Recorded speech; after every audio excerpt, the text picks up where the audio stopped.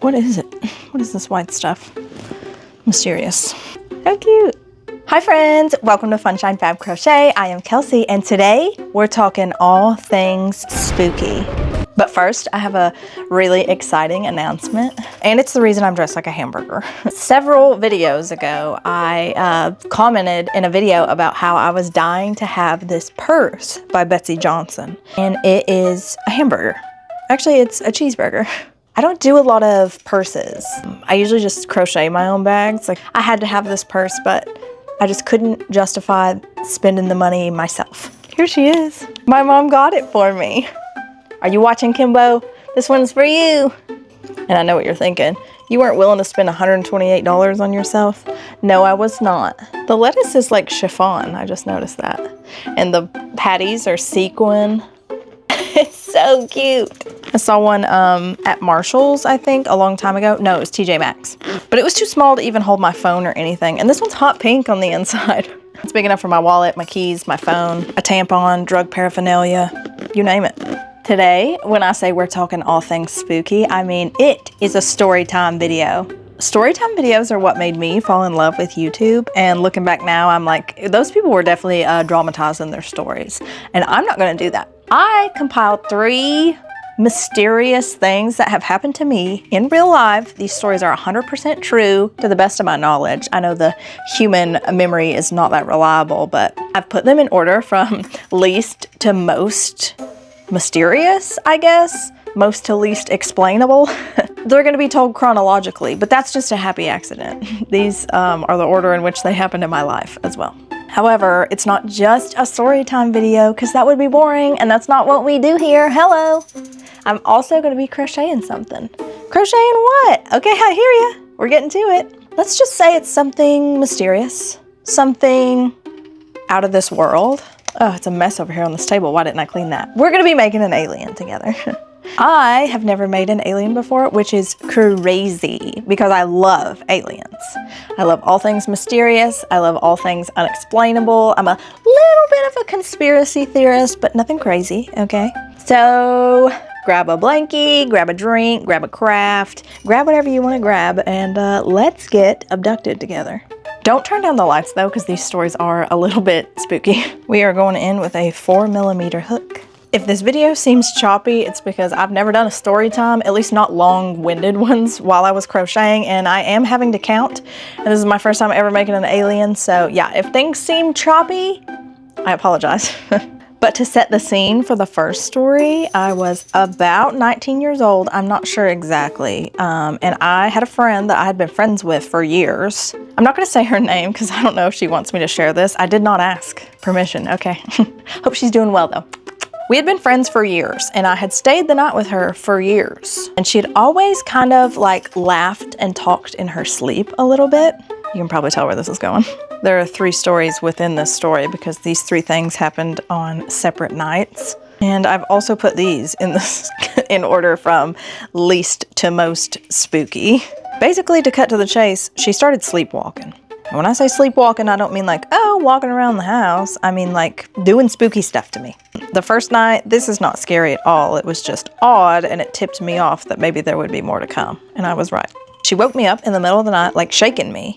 And I turned over and I said, what? And she was like, where's the bathroom? I said, we're at your house.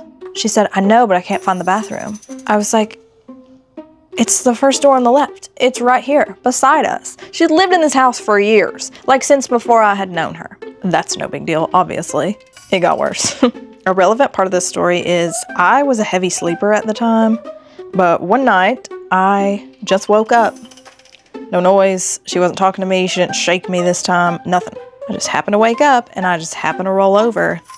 And she was brushing her hair and looking at me in her vanity mirror, which sounds made up, but it's real. Funny enough, I think in The Ring, that horror movie, I think in the tape that you watch, you know, before you, the mother of Samara is in the video, or whoever it is, and she's like brushing her hair and she's looking at the camera through the like mirror in front of her, and it like always made me think of that. That was eerie. I looked at her and I said, what are you doing? And she goes, I don't know, and got back in bed. Bear in mind, there were no lights on. It was nighttime, fully dark outside. I could only see her through the little bit of light that was coming through the window next to me. I'm not doing a good job at counting while I tell these stories. I'm also concerned about pacing because it's like I'm almost done with the first story and here I am with 1 foot. I only have 3 stories. How small is this alien gonna be? This is by far the scariest. Really freaked me out. Kind of had me thinking she was gonna me in the night. That's a joke. First of all, when I sleep in a bed with someone, I always face the other direction. I don't know why. Even my husband, I always face the other way. But I was turned facing the wall, as I always did, and I hear her talking for a long time. And I'm like, she's like in a conversation. I think she's on the phone. So finally I open my eyes and I'm like, it's dark in here. Who is she talking on the phone with at 4 in the morning? I don't know what time it was, but that's my best guess. I finally turn over and she's not even laying in the bed beside me. She is sitting up, crisscross applesauce, staring into her closet. At this point, she's still talking. And then she starts going, hello? Hello? And she snaps, I don't say a word. She snaps her neck like this. And she says, why did she quit talking? I said, you're freaking me out. And she goes, why? The reason this story is number 1 is because it's obvious that she was just sleepwalking and sleep talking. I get that. But did she have to do the scariest stuff ever? I occasionally see her ex-boyfriend. I'm gonna ask him the next time I see him and be like, hey, did she ever do scary stuff in the night? But I sometimes hear stories about people sleepwalking and killing their like friends or killing their family. But yeah, there's a pretty famous story of a guy who I think he drowned his wife and their 2 or so kids in the backyard pool. And the neighbors saw him and called the police. And he was like, I didn't do it, I didn't do it. And then I think it was his mother while he was in jail was like, he does have a history of sleepwalking. I don't remember the verdict on the case. I think he had some supporters. And I'll be the first to tell you, I think I could be convinced that someone could do this, could murder in their sleep. It sounds dramatic, it sounds crazy, but I know there are stories of people who have, people who sleepwalk who drive their cars successfully and don't get in car wrecks. Some people sleepwalk to their kitchen and eat a bunch of food. There was actually another incident too of her doing something spooky, but it wasn't as serious as the last one, and I couldn't remember it well enough to tell it, so I was like, I'm gonna leave that part out. She never remembered these things until I told her the next morning, and she would have like faint memories of, she'd be like, oh, I do remember getting up and using the bathroom, and I had a dream about this and this, and I was like, girl, we've got legs in the base of the torso, which means I don't have to count as much, which means this story should be fluent. I was riding around with my friend. There was nothing to do in the town we lived in, really, except hop in the car and just ride around. And he took me to this dam. It was pretty, it was fairly busy. If my memory serves me correctly, I do remember seeing people jogging and maybe fishing. That might be a lie. Water on the left, dam, obviously. And then there's like a mountain, maybe just a hill, but a little drive up there, okay? It was paved, it was nice there. This is the only time I've ever been there. That's basically all I can remember. Bunch of trees, driving up a mountain on the right. It was dusk. That's relevant. We took the little drive up to the top of the mountain and we were like hanging out. They have like benches and picnic tables, that kind of vibe. But yeah, we hung out up on top for a bit. I saw my old friend's mom there with a man who was not her husband. That's not relevant to the story. I'm just painting a picture and reminiscing. Yeah, nothing spectacular happens up top. We just hang out for a bit and then we're like, all right, you ready to go? And we hop back in his truck, and as we're starting to drive back down the mountain, we see a guy walking, not towards us, but you know, in that kind of direction towards us. And we commented on how unusual his outfit was because he was wearing, I remember he was wearing pants that had like a funky pattern, and I think they were also metallic-y, and he had on sunglasses. Why is that relevant? Because it was dark-ish. It was way too dark for sunglasses. And we commented on that. We were like, this guy is something else. But it wasn't a big deal. He looked futuristic and like he was from the past at the same time. I don't know how to explain it. He looked like he was from the 70s in an alternate universe. But we like chatted about his outfit very briefly as we were driving away. It takes like maybe all of 2 minutes, maybe 3 minutes, I don't remember, to get to the bottom of the mountain. It was paved, I think I said that, but it was like one of those places where you have to go like 20 miles an hour. Like go slow because there's people. We get to the bottom of the mountain and I'll be darned if we don't see the same man in the same outfit at the bottom of the mountain, still on foot, walking not towards us again, but you know, we're on the right side of the road. He's on the other side of the road. We pass him like this. Little backstory for you. This friend of mine I had known since like, maybe not elementary school, maybe middle school. I don't know. We'd been friends for a long time. Well, we'd been friends more recently, but I'd known him all this time. And he was not the type to get excited. Like, he wasn't like boring. He was just kind of blasé, I guess. I never saw anything like scare him or, I don't know. The reason I tell you that is because we looked at each other and we said, that's the same man. I said, put on the brakes. What are you doing? We have to pull over and we have to talk to this guy. This is so weird.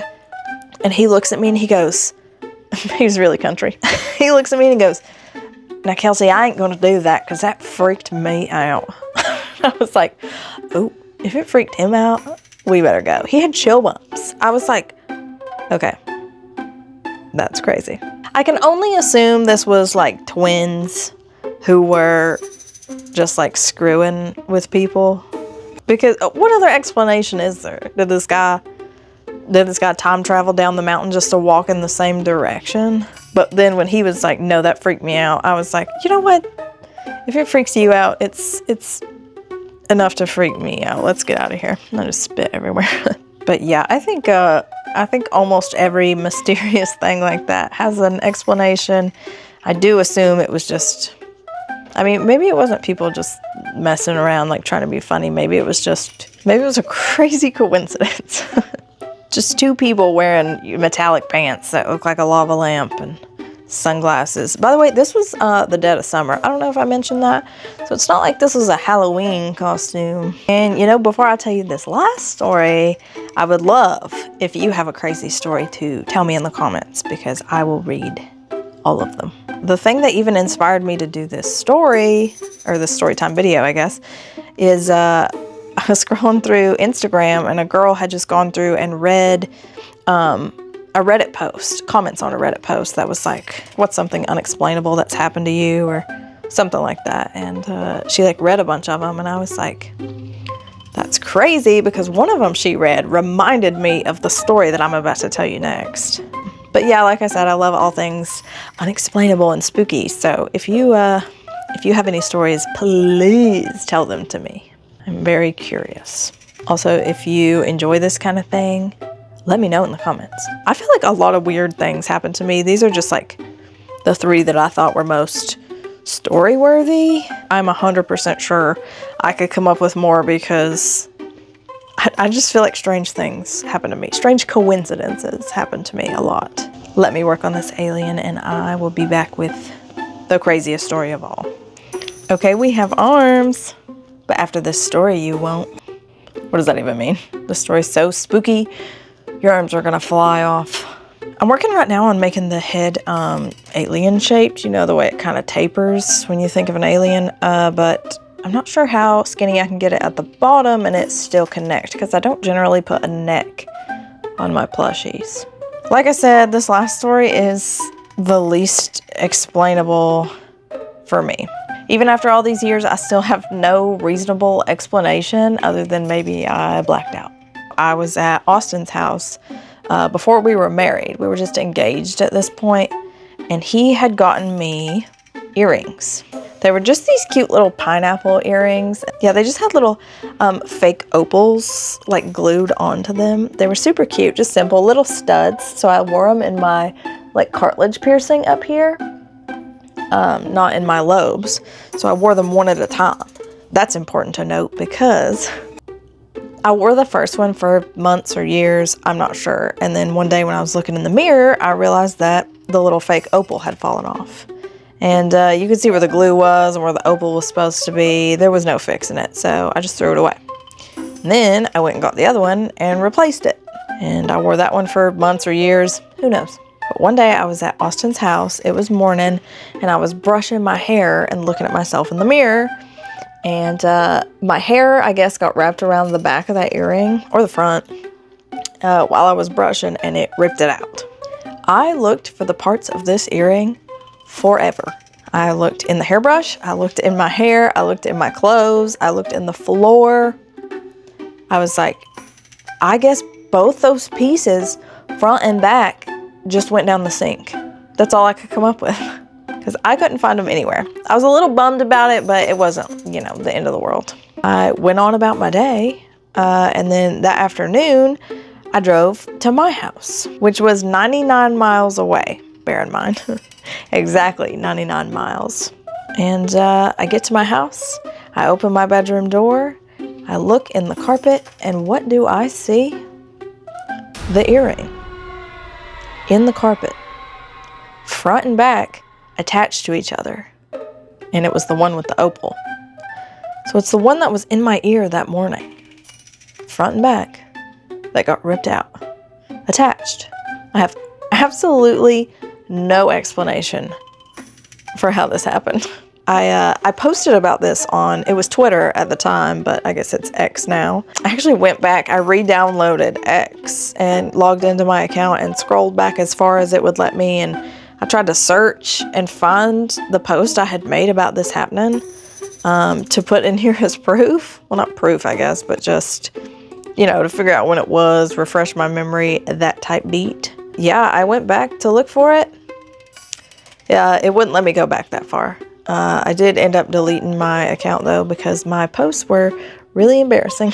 But I do remember that someone had responded to me when I had posted about the story, and he was like, maybe it was stuck to the bottom of your shoe. And I was like, that's a good guess, but I changed shoes from the shoes I was wearing when I brushed my hair to the shoes that I wore when I went home. And it's like, I guess it could have fallen in the floor and I had avoided it with the first pair of shoes and then stepped on it with the second. But then it's like, how did it get ripped out of my ear? It didn't rip my skin. It just, like, the back came out first, or what I assume, and then the front came out, or vice versa. So how did the pieces get reattached? That one is still a big mystery to me to this day. Is it aliens?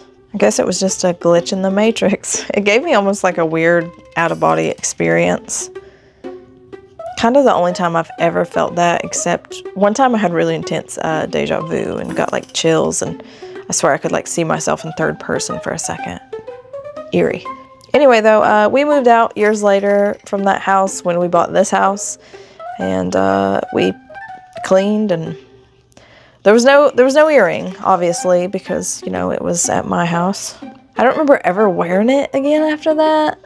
I guess a reasonable explanation would be, what, I blacked out, found the earring in the floor, put the front and the back together, then searched for it for some reason, and then I went home with it, I guess, in my pocket, and it fell out of my pocket onto the carpet.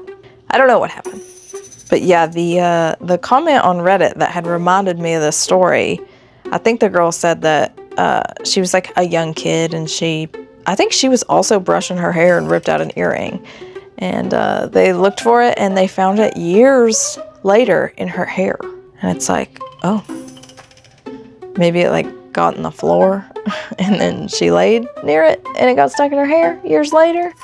But as soon as I read that story, I was like, I know what kind of YouTube video I'm making. But yeah, those are my 3 spooky stories. I don't want to say spooky, maybe eerie stories. Turns out making an alien takes up about 5 stories worth of time. I'll know that for next time. Oh, and also earlier I said, I've never made an alien before, and then I looked up here. Can you see the yellow guy? The Cyclops? I think he's an alien, but I've never made a green alien. If I could choose my next eerie experience, if that's how it works, I think I would choose like something alien related. Not up close and personal, of course, because that would be scary. But maybe like a UFO, you know, see it from my backyard or something. I think that would really make me feel alive because aliens are some of the only things that scare me. I'd like to see a ghost. I own a Ouija board, but nobody really wants to Ouija like they did back in the day. Also, the time we tried to use it, we couldn't get anything to happen, so maybe the ghosts were sleeping. It's hard to tell if a shape is going right until you get the stuffing in there. Hi. Long time no see, whether you know that or not, because it took me like 100,000 years or so to figure out how to make the eye shape for this alien.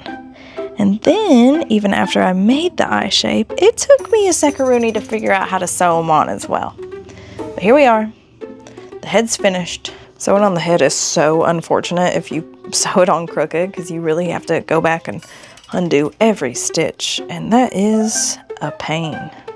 For the longest time when I made plushies, I'd always be like, why are they so, like their head is always so floppy. And it took me the longest time to learn that it's because you need to put stuffing in their little neck before you sew their head on fully. How cute.